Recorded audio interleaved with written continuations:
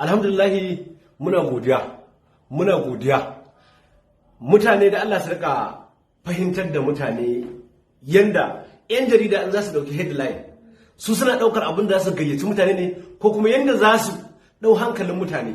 Wasu suna rubutawa rarara ya ce ya daina wa Buhari waka, ba haka bane. Wasu suna cewa rarara ya ce ba zai yi waka ba sai talakawa sun ba shi naira dubu. Abinda na faɗa cewa nayi waɗanda suke propaganda suna ƙaryar cewa yanzu talakawa ba sa tare da Buhari, suna ƙaryar cewa yanzu farin jinin Buhari ya dishi. Sai na ce to ni na gamsu da Buhari, na kuma yarda har yanzu bai canza ba zuciyar shi yana so ya gyara ƙasar nan. Na ce to ina da ayyukan Buhari kuma waɗanda ya yi abubuwa waɗanda ya yi a jihohi daban-daban na ƙasar nan, waɗanda ya zo ya saita mana ƙasar nan, zan fito da su a cikin waƙar nan, zan mai da su waƙa.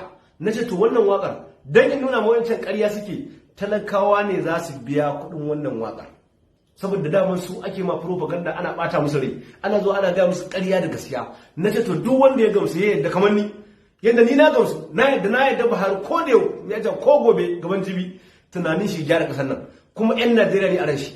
To saboda haka kuma na ɗauki gudunmawa ta har 5,000 na sa a cikin wani account ɗin. Sai na bada account nan ba na ce wannan account ɗin a nan za a sa kuɗin nan. Account ɗin nan Zenith Bank ne, Zenith Bank, Rarara Multimedia Company Nigeria Limited. Account ɗin nan shine 10-6 shine 42 sai 2-1 sai kuma 03. Zan maimaita 1016422103 shine account number da zaka sa wannan kuɗi. In zaka sa wannan kuɗin ka rubuta